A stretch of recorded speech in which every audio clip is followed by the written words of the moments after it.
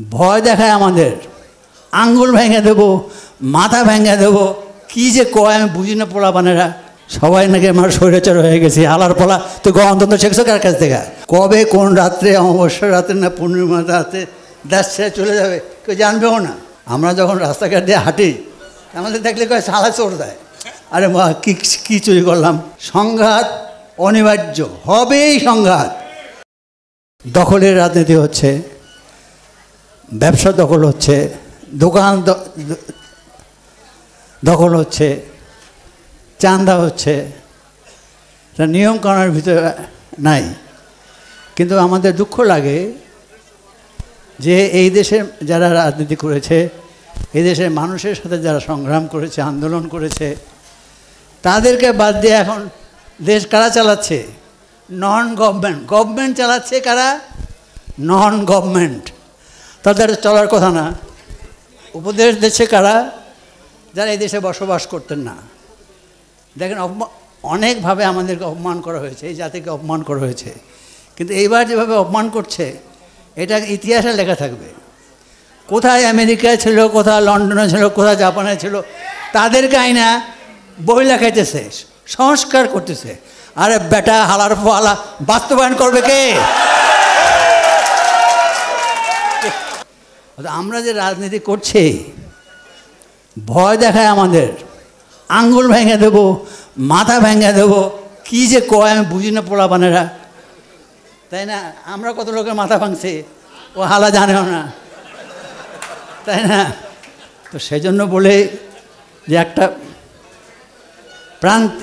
প্রান্তিক পর্যায়ে আমরা চলে এসেছি। এখন মনে হয় একটা শেষ খেলা হবে।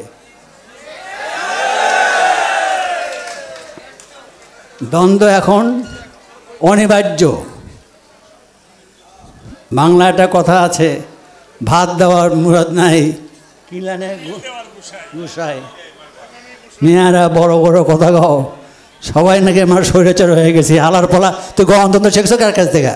তোর তো আমি গণতন্ত্র শিখাইছি বেটা, তোর বাপের জিগা। কথা বুঝতে হবে। তারা যে ভাষায় কথা বলে আমরাও সেই ভাষায় কথা বলতে জানি, কিন্তু কথাটা হলো ভয় দেখায় দেশ চালায়।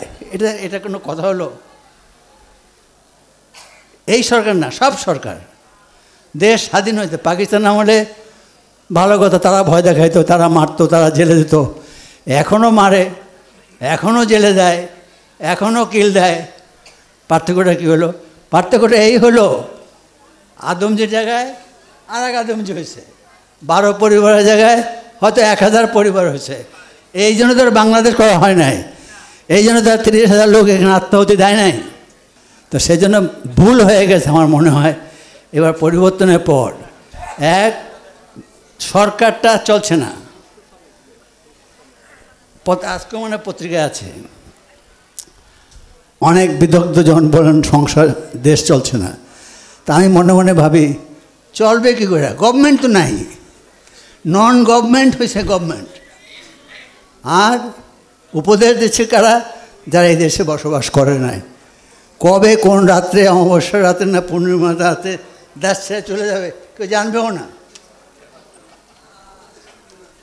এই যে বাস্তবতা চিন্তা করলে পরে ভয় হয়, কারণ দেশটা তো আমাদের সকলের। বরঞ্চ আমরা এই দেশ সৃষ্টিতে আমরা একটা অনন্য অংশীদার ছিলাম।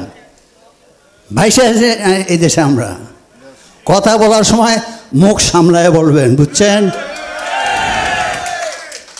কথা বলি না বলে বলতে পারি না সেটাকে কেন মনে করেন? তাই বলে বাপ মা তোমাদের সম্মানবোধ শেখায় নাই? মুরব্বীদের সাথে কীভাবে কথা বলতে হয় সেটা তোমাদের শেখায় নাই? সেই জন্য আমি বলি সংঘাত অনিবার্য, হবেই সংঘাত। এই সংঘাতে যারা পারবেন তারা টেকবেন, যারা পারবেন না তারা কেটে পড়েন। আমাদের একটা কথা আছে যে মুসলমান যারা তারা সবাই বেঁচে যাবে, কিন্তু দোজক থেকে তো যাবে, তো তাদের কপালে লেখা থাকবে দোজকবাসী। তা আমরা সবাই স্বৈরাচার, কেউ আমরা গণতন্ত্রী না, এটা মাইনে নেন। আমরা চেষ্টা করবো গণতন্ত্র করার জন্য, আপনারা চেষ্টা করছেন বিপ্লব করার জন্য। মাঝখানে দেশের মানুষ এখন আওয়ামী লীগ অত্যাচার করেছে, বিএনপি অত্যাচার করেছে, এখন যারা গ্রামে গঞ্জে হচ্ছে, ঢাকা শহরে হচ্ছে, ব্যবসা বাণিজ্যে হচ্ছে, অবিশ্বাস্য। যদি কেউ শোনে সে বিশ্বাস করবে না যে এটা বাংলাদেশে হচ্ছে। ব্যবসা নিয়ে যাচ্ছে, বাণিজ্য নিয়ে যাচ্ছে, অফিস নিয়ে যাচ্ছে, কলকারখানা নিয়ে যাচ্ছে। কি একটা দেশ এই দেশ! যারা আমরা সৃষ্টিতে সহায়তা করেছি বঙ্গবন্ধুর নেতৃত্বে, আমরা গর্বিত। এটাকে ক্ষুণ্ণ করার জন্য, এটাকে ব্যর্থ করার জন্য, এটা মানুষের কাছে এটাকে ঘৃণিত করার প্রচেষ্টা চলে আসছে আজকে 54 বছর। যে সরকারে থাকে, পরে যখন সে থাকে না, সব পাপ সে করেছে। করতে করতে এখন বাংলাদেশের কোনো দলই নাই যে হালা দুর্নীতিবাজ না। তো পোলাপানটা কীভাবে? আমরা যখন রাস্তাঘাট দিয়ে হাঁটি, আমাদের দেখলে কয় শালা চোর দেয়। আরে মা, কী চুরি করলাম, তাই না?